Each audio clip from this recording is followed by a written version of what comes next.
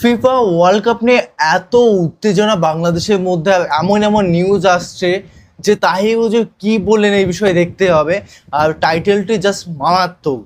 Messi আমার আব্বা, মানে ছেলেটি বলছে মেসি আমার আব্বা, দাবি করে সেই ছেলেটিকে কঠিন ভাষায় যা বললেন তাহির হুজুর। মানে সত্যি, মানে ফুটবলের জায়গা পছন্দ করি, এটা আলাদা বিষয়। আর ঠিক আছে, এই দলটাকে সমর্থন করি বা পছন্দ করি, ব্যাস তত অবধি ঠিক আছে। কিন্তু এই যে বেশি বেশি করে বলা যে মেসি আমার আব্বা, মানে এইগুলো মানে কি বলবো। যাই হোক, দেখবো হুজুর কি বললেন এই বিষয়গুলো। এবং চ্যানেল যদি নতুন হয়ে থাকো ফটাফট সাবস্ক্রাইব করে দিও এবং পাশে থাকা বেল আইকনটি টং করে বাজিয়ে দিও, একটা লাইক করে দিও।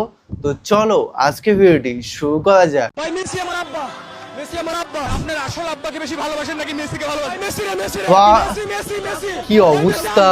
মেসি মেসি মেসি আমার আব্বা, মেসি আমার আব্বা, মেসি। ভাই মেসি আমার আব্বা, ছি মেসি ছি আমার ছি। আব্বা। মেসি কেন আপনার আব্বা?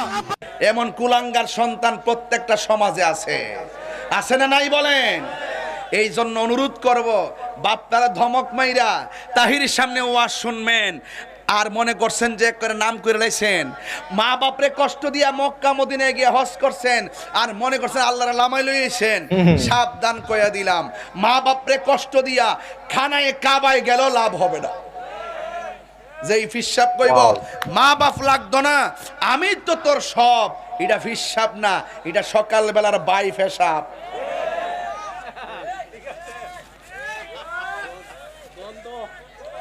কথা কি ঠিক আছে কি না? আরে কথা কোন এই দিক কইলে খারাপ লাগে না, এই কথাটি কইলে খারাপ লাগে। আরে না ফরমান হে যে ঈদের দিন তো মার খবর লনিও, হে কি কাপড় একটা কম কিনছে? মার কাপড়টাও কিনলি না, ঈদের খবর লইলি না, গোস্ত খাইলি কেমনে? ফাড়ার করে ফাড়া খাইলি কেমনে রে বেফতার? তোর ভিতরে গেছে কেমনে রে? হ্যাঁ, তোর ধর্ম দর্শে কেমনে? আল্লাহ বাঁচাইছে, আমার সামনে ভরসত না পড়লে সচিব মচিব জুতাটা বাইরে লম্বা বানাইলাম হইলে। ওয়াও, এই না হলে হুজুর একদম। কথা কি সঠিক? কথা কি সঠিক? আপনি খবর নিয়ে দেখবেন, মা এত কষ্ট করে সন্তানকে এত লেভেলের বিসিএস ক্যাডার বানাইছে, সচিব বানাইছে। অধিকাংশ মা বৃদ্ধাশ্রমে বাস করে।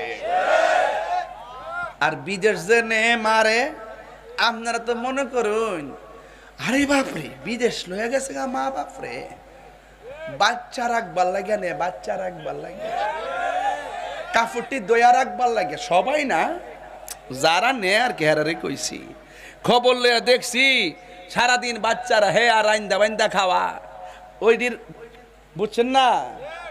খবরদার, খবরদার, দাদি নাতিরে রাখবার আরাম কইরই, তোমার কয়ার সালাকি করে রাহন লাগতো না। এমন করে সন্তান আছে যাদের নিয়ত খারাপ, সবার কথা বলছি না। অনেক মা বিদেশে যাওয়ার পরে অসংখ্য কষ্টে দিন কাটাইতেছে, তাদের দুঃখ বলার জায়গা পায় না। ঠিক, এটা মানতেই হবে বিষয়টা। বাংলাদেশের কিছু পোলাপান আছে ইদানিং মানে নেশা টেশা করে, এরা নেশার টাকা না পাইলে বাপ মারে কষ্ট দেয়, ইস বাপ মারে টেহা দিবার লাগে চাপ দে। ইস, গাঞ্জুর এটা- টাড়ি ওই এবারে তুই শুদ্ধ, আরে এর অবস্থা তো হস না, আল্লাহ জানে, আল্লাহ জানে। ফোরটা চেক দে।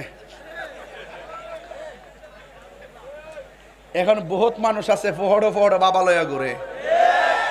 আজকে হ্যাঁ? দেখছে এটা গাঞ্জুটারে দইরে এমন গল, এখন আওয়াজ করে কেড়ে ফেলা পান্ডিকো নেশা কি চলব? তোরই কস না, তোরই একদমই না। সাবধান কইয়া দিলাম আল্লাহর ওয়াস্তে, ফাঁক ফান্ডাতে দোয়াই দিয়া কইলাম আল্লাহর ওয়াস্তে, যে নেশা করে হের ব্যক্তি জীবন শেষ, যে নেশা করে হের পারিবারিক জীবন শেষ, যে নেশা করে হের ইমান শেষ, যে নেশা তাই। করে লাস্টে কুত্তার মতন মরে। এখন বলো নেশা কি চলবে না বন্ধ হবে? আরো বড় করে এখন চলবে না বন্ধ হবে? বন্ধ। নেশা কি চলবে না বন্ধ হবে? চলবে না। আল্লাহর ওয়াস্তে আমরা নেশা খাবো, নেশা করব এবং নেশাকুরের সাথে দুস্তি পাতবো। মনে রাখবেন, সঙ্গ গুণে লোহাও কিন্তু জলে বাসে। একটা Yes. বন্ধু যদি মনের মতো বাছাই করতে না পারেন, এই বন্ধু আপনারে গাঙ্গ বাসাই দিব। কথা বলেন ঠিক না? ঠিক ঠিক। হ্যাঁ, দেখছেন না ইদানিং এখন কিন্তু বন্ধু খুঁজে পাওয়া যায় না, যারাই সম্পর্ক করে সব লাভে আর লুবে, কথা কন ঠিক না বেটে? ঠিক। প্রকৃত বন্ধু এমন বানাইবেন, এক দুইজন বানাইবেন, রাতে 3টার পরে ফোন দিলে যাতে কয় দোস্ত কই আছো, দোস্ত ঘুমাই রইছে, দোস্ত আমার মা তো অসুস্থ, আর এই কথা শুন না তোমার বন্ধু অ্যাম্বুলেন্স লে বাড়িতে হায় হাজির হায় হইবো, হায়। এমন দোস্ত বানাইতে হইব, কথা কন ঠিক না বেটে? রাজি আসেননি সবাই? কারা কারা রাজি দুই হাত তুলে দেখেন ইনশাআল্লাহ। নারায়ে তাকবীর, নারায়ে রিসালাত, আহলু সুন্নাত ওয়াল জামাত, আহলু সুন্নাত ওয়াল জামাত। আমরা সবাই নবীর পক্ষে আছি না নাই?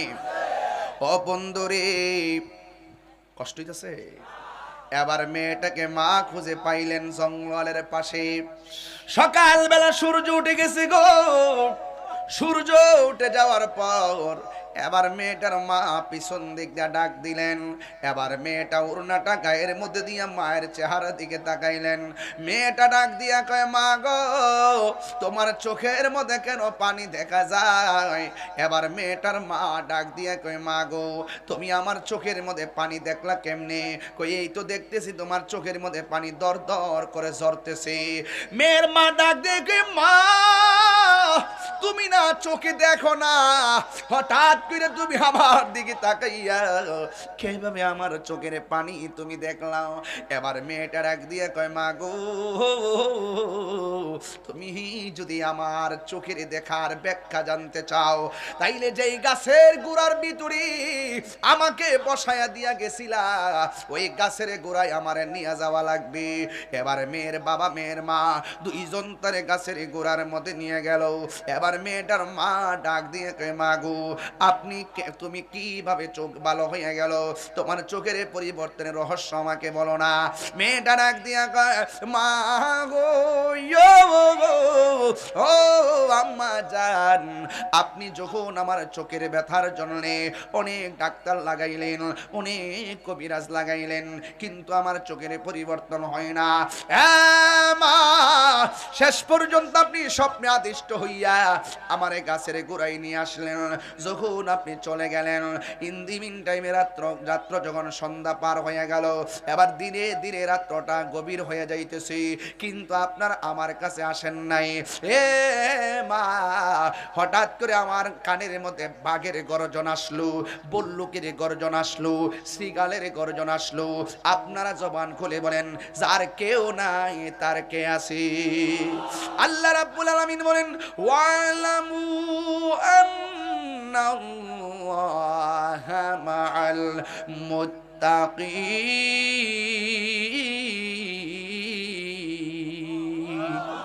যার কেউ নাই তার আল্লাহ আছে। তোমার ডানে বিপদ, বামে বিপদ, সামনে বিপদ, পিছনে বিপদ, তোমার অন্তরে যদি আল্লাহর ভয় থাকে, আল্লাহর উপরে তাওয়াক্কুল থাকে, দেখবেন তোমাকে আমার আল্লাহ অন্ধকার থেকে আলোর পথে নিয়ে আসবেন। আমার আল্লাহ রাব্বুল আলামিন বলেন, আল্লাহু ওয়ালিয়ুল্লাযিনা আমানু ওয়া ইউখরিজুহুম মিনাজ যুলুমাতি ইলান নূর। আল্লাহ রাব্বুল আলামিন তোমাকে অন্ধকার থেকে আলোর পথে নিয়ে আসবেন, যদি আমার আল্লাহ তোমাকে বন্ধু হিসেবে গ্রহণ করে ফেলে। হ্যাঁ বন্ধুরে, এই মেয়েটা ডাক দিয়ে কয়, মাগো আপনি আমার এখানে বসায় গেলেন, চতুর্দিকে বাঘ বল্লুকের আওয়াজ। হঠাৎ করে আমি মনে মনে ভাবলাম আপনারও আমার পাশে নাই, এখন চতুর্দিকে বাঘ আসতেছি, আমি চোখে দেখি না, মনে হয় যেন বাঘে আমারে খাইয়া ফেলাইব। ওই মুহূর্তে আমি একমাত্র ভরসা করলাম একজনের উপরে। জবান খুলে বলেন তিনি কে? সত্যি মাঝে মাঝে হুজুর এমন এমন কথাগুলো বলেন, যেদিন আমরা বাবা হব বা মা হব বা কেউ দাদু হব, বা এইগুলো যদি আমরা অ্যাবজর্ব করি বা বুঝি, মানে সত্যি মানে আমরা যখন ওই পর্যায়ে যাব, তখন কিন্তু এই যে আমাদের কথাগুলো শুনছি, আমাদের চোখে জল আসছে, কিন্তু তখন আর জলের মাত্রা অনেকটাই বেশি বেড়ে যাবে। মানে তখন আমরা এই জিনিসগুলো আরো বেশি অ্যাবজর্ব করতে পারবো, কিন্তু এখন যতটা বুঝতে পারছি তখন আরো বেশি ইমোশনাল হয়ে যাব। সেই জানে যার মেয়ে হারিয়ে ফেলেছে, সেই জানে যার ছেলে হারিয়ে ফেলে, মেয়ে রেপ হয়, এইগুলো মানে কেউ সহ্য কোনোদিন করতে পারবে না কোনো মা বাবা, মানে কোনোভাবে সম্ভবই না। এই কষ্টটা প্রত্যেকটা মা বাবা যাদের সন্তান আছে তারাই বুঝবে। আমরা তো বুঝবো, কিন্তু আমরা অতটা ফিল করতে পারবো না, কিন্তু যাদের মা বাবা তারাই অনেক বেশি ফিল করতে পারবে। সে সময়টা আমাদেরও হবে বা তাদেরও হয়েছে, বা আমাদের দর্শক বন্ধুরা যারা দেখছে তাদেরও অনেক বয়স হয়েছে, তারা বুঝতে পারছে জিনিসটা আমি কি বলতে যাচ্ছি। আশা করি তোমাদের ভিডিওটি অনেক অনেক উপকারে লেগেছে। যে মা বাবা বিষয়টা বললো, যে বৃদ্ধাশ্রমের কথা, অবশ্যই কর্মের ফল তোমাকেও একদিন পেতে হবে, তুমিও বয়স হবে, তোমারও বৃদ্ধ হবে, তোমারও এক সময়টা আসবে, সেই বুঝতেই পারছো কি বলতে যাচ্ছি। তো ভিডিওটি খুবই খুবই সুন্দর এবং আমাদের প্রত্যেকটা মানুষের চোখ খুলে দেয় ওয়াজ মাহফিল। অনেক অনেক ধন্যবাদ।